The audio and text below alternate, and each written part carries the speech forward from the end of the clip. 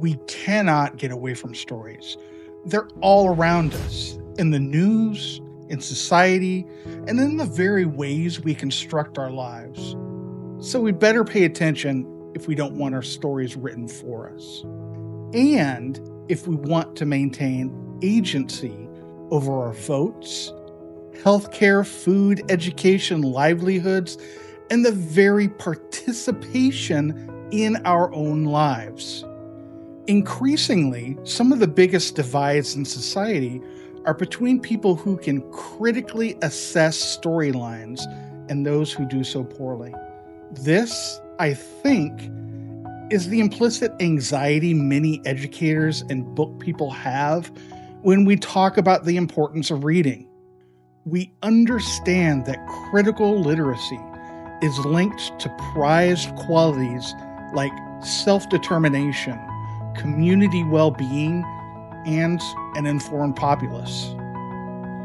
Books are a vehicle for these. All of this is a high-stakes buildup to a topic that may not actually might match up to the hype.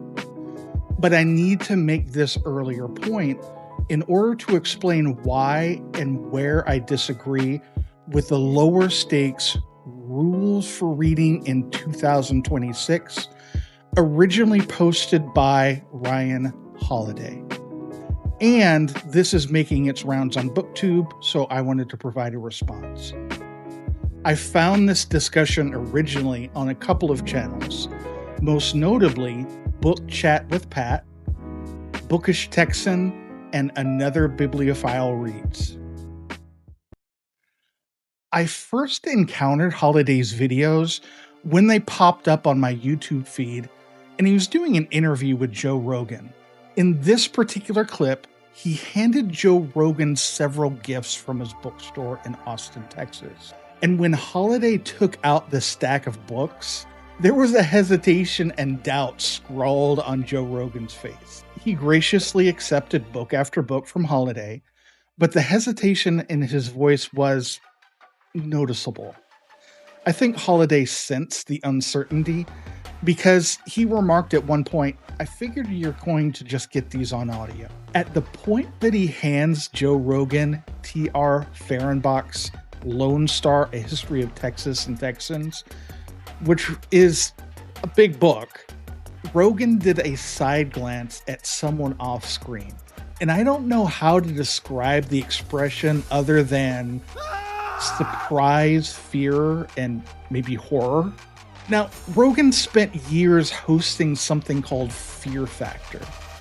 He also spent time training and commenting on martial arts fights, MMA.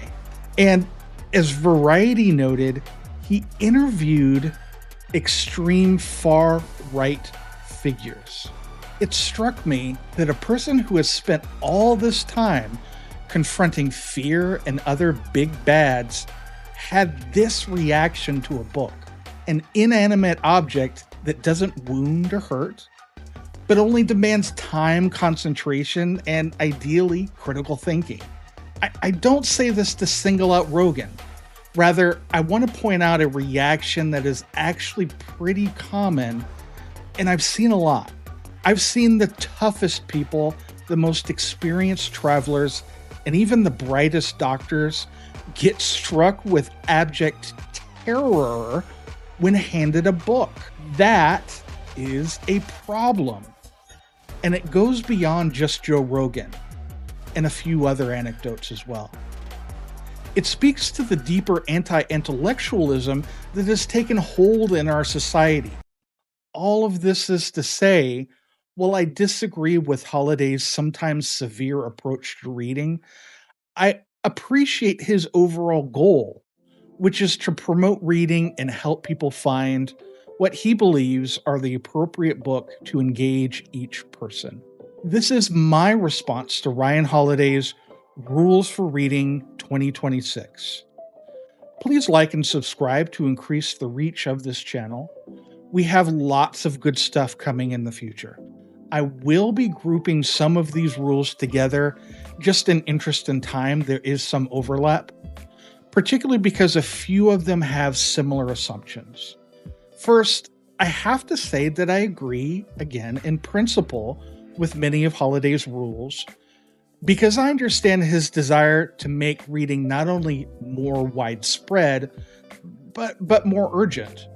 Many of the complaints that we have as a population about the current state of the country comes from a lack of critical attention to the stories that we're being fed from all directions. However, I also find myself agreeing with lots of earlier statements made by Brian at Bookish Texans response video.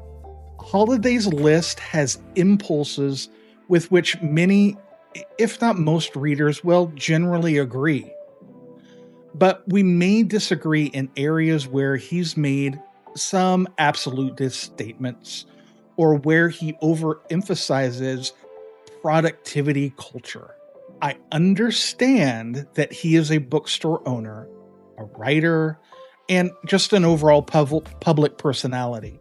So I take much of the insistence with which he expresses his rules to be largely just marketing hype. He certainly knows how to market, so if this is what we have to do to promote reading, the ways that we've been promoting reading haven't worked. So, well, perhaps we should just be open to multiple approaches. Okay, so his rule number 1, he says it is not enough to read, you have to read well. You have to choose the right books. This rule has an imperative behind it. In the past, I've stated that the way you should read should be dictated by your purpose for reading. That is, you don't have to approach your study of Stoic philosophers in graduate school with the same zeal as, say, a mass market paperback from a Hudson newsstand you picked up on the way to grandma's house. One is for professional improvement. The other is to take your mind off being wedged in a seat that's 3 sizes too small for a normal person for a few hours. In terms of Holiday's mention of the right books, yes, you should find quality sources for study. However, fiction readers may bristle at the words right books because of decades of gatekeeping within the literary canon. A purposeful approach gives us more flexibility in how we approach a book. Also, I've been in academics for over 25 years, and I can tell you that reading like your hair is on fire is not possible with every text, but nor should it be. Some texts have to be survey or general knowledge, and the texts that are your primary research, those are the ones that you should read closely, carefully, and with vigor. Why? Because you want to really study something, you have to trade off time from those texts that may not mean as much to your primary purpose. Let's take this another way. If you have a full time job and you have family responsibilities, will you really be able to sustain graduate level literary work week after week? Unless you are prepared for burnout in a month, it's probably not reasonable. Now, if you are a non academic, I hope that you have an opportunity to give more effort or time to at least, let's say, 2 or 3 books a year. I think that's reasonable. It's also good for your brain. But for most people, I hope that you can get value from reading more casually and gaining powerful insight from an average bookish practice. Because one of the ways to produce non readers will be to make reading a chore or a weekly homework assignment. And that's not what we're after. Most readers will probably be fine with casual reading practices or taking a few notes along the way. If you want to work more on reading retention, you will want to annotate a bit more because active reading strategies will help you retain more of the narrative. But you don't have to go crazy with annotation to read actively. Multiple studies have verified the efficacy and focus benefits of annotation. The last study that I read on this was about 2020, so there may have been more recent studies. And it found that the average improvements in comprehension and retention were significantly better in groups who used something called a metacognitive note taking skill or skills. For specific details of the type of annotation skills tested, check out the general explainer from Book Riot. I put the citation in the link in the description. Okay, so moving along. Number 2, he says, you should always be carrying a book. Again, for me, this may be overdoing it, but I agree in general principle. Most people, including myself, read junk on their phone. So we can simply replace the junk with a professionally authored text of our own selected genre. As I mentioned before, you want to make reading sustainable for you and your life. In the end, do whatever is practical and sustainable for you. Number 3, if you're not reading with a pen, you're not really reading. We can just follow the same principles as my other answers. First, make your reading practice fit your life. Then, if you'd like to make adjustments later on, do that. However, the first goal should be a sustained and prolonged reading practice that looks right for you and your life. I always read with a pen or a pencil because I'm a bit of a book zealot, and reading brings significant meaning to my life. But no pressure on you. Numbers 4 and 5 are similar in principle. He wants readers to be active with reading. While I don't agree with the specific rules, because I think Ryan Holiday is trying to be punk rock here, he mentions, for example, being willing to spill food on a book. I agree with the principle, but not the specifics. Again, make reading a part of your life by bringing it into your life. You don't have to read your books at a lectern unless that's your jam. Number 6, forget the news, he says. The best way to understand what's happening is by reading books, usually old books. Holiday seems to be writing about finding depth in our approaches to information. The news is a notoriously fickle and surface level medium, but I disagree with this one. If you develop a critical practice with books, you should be able to reasonably critically assess mass culture. I've found keeping up with current events to be pretty important, actually.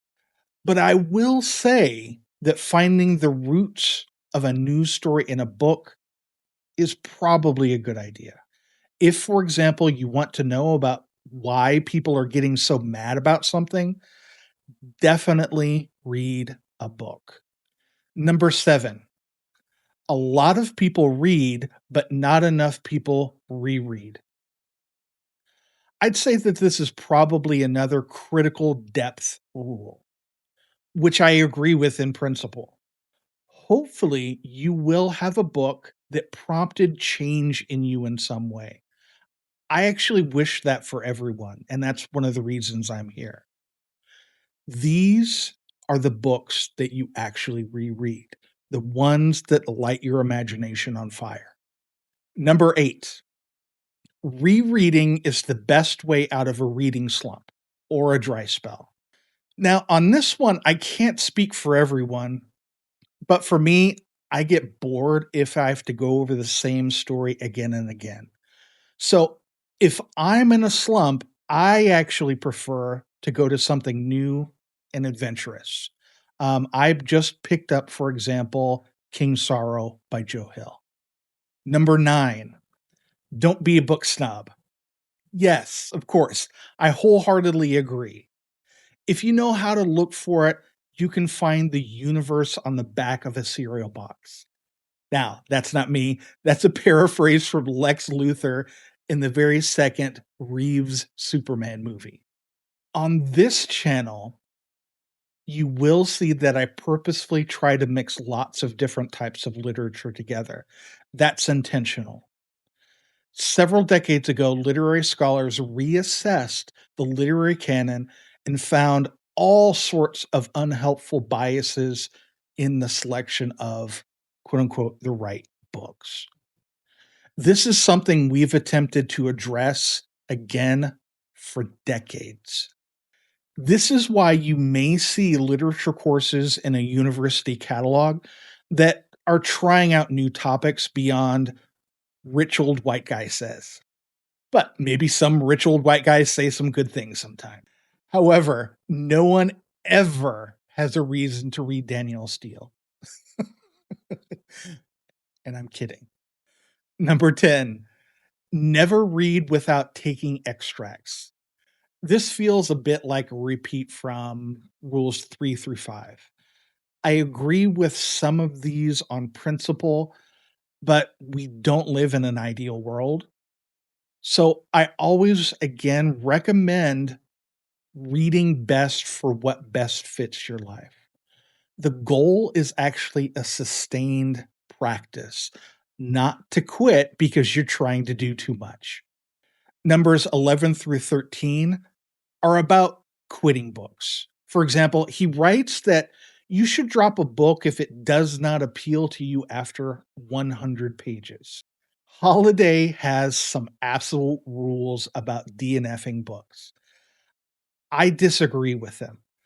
I'm not opposed to dropping a book if it doesn't feel right in the moment, but learning is often uncomfortable and growth doesn't happen just by standing still. One of the best books I read in 2025 was also the worst book I read, The Obscene Bird of Night. It largely operates by soliciting disgust and discomfort from its readers, which is not a normal response to seek out, but the impact of the overall text was it was profound.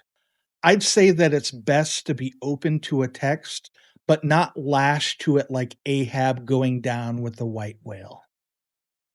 Number 14, a long book must justify itself. This one is sticky. Maybe, but I'm not sure if all readers can hear or understand the justification within a long book. This takes time and practice. His premise relies too heavily on the elusive concept of an author's genius. Readers should also be on the hook for being open to a book. Not all readers are open to the possibilities of a book, especially when they're intimidated by it. You may be surprised at the absolute terror a 500-page book inspires in most people. A good way to scare people during Halloween may actually be to do a haunted house full of long books just jumping out at people. If a haunted house could win awards, that one would win. Number 15, what's a book that changed your life? Is a question that will change your life. Yes, there is at least one book for everyone that can do this.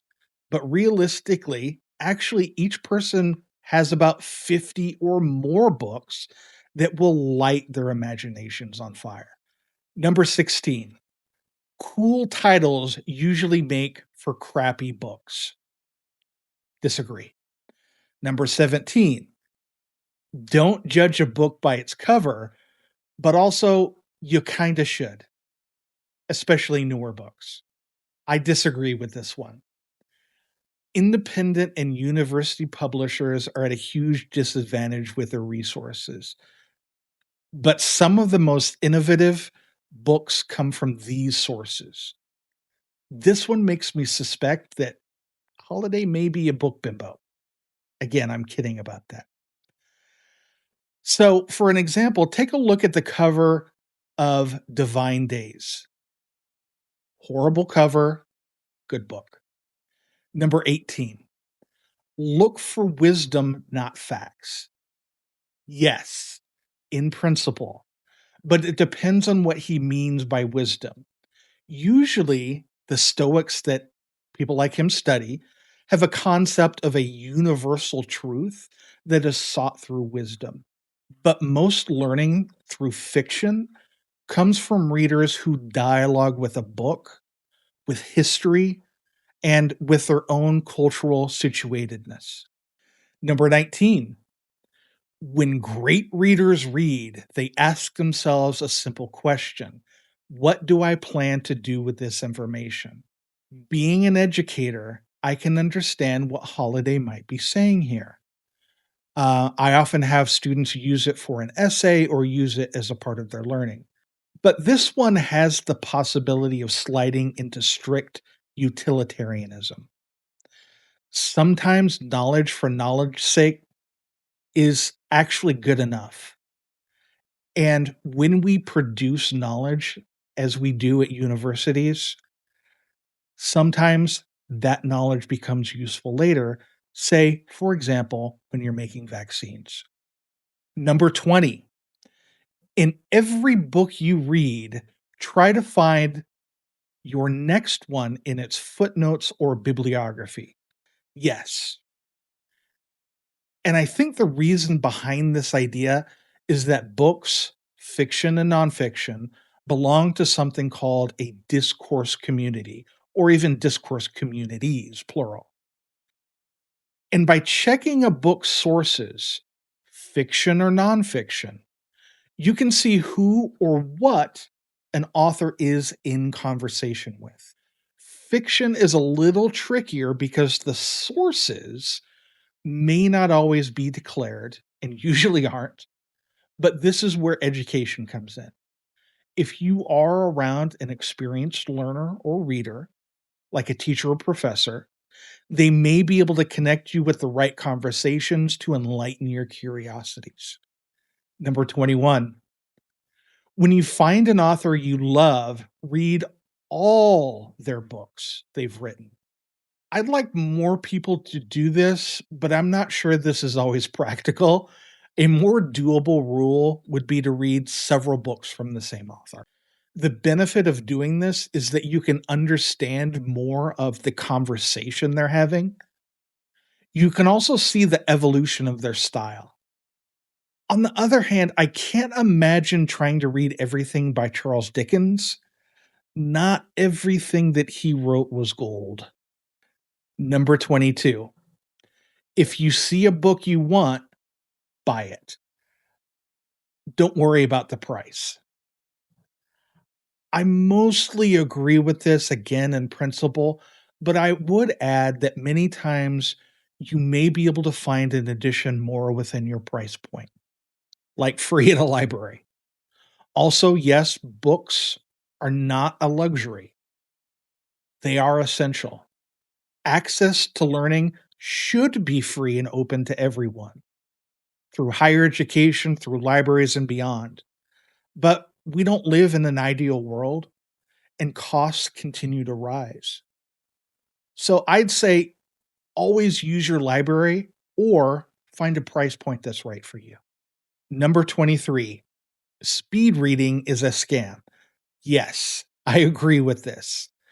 Truly fast readers have not developed their pace through tricks. They are usually experienced readers who recognize patterns in the books. However, even experienced readers have limits. Reading too quickly will impact comprehension and your ability to understand and analyze a text. As always, the goal is not to notch a number, but to gain insight or fulfillment.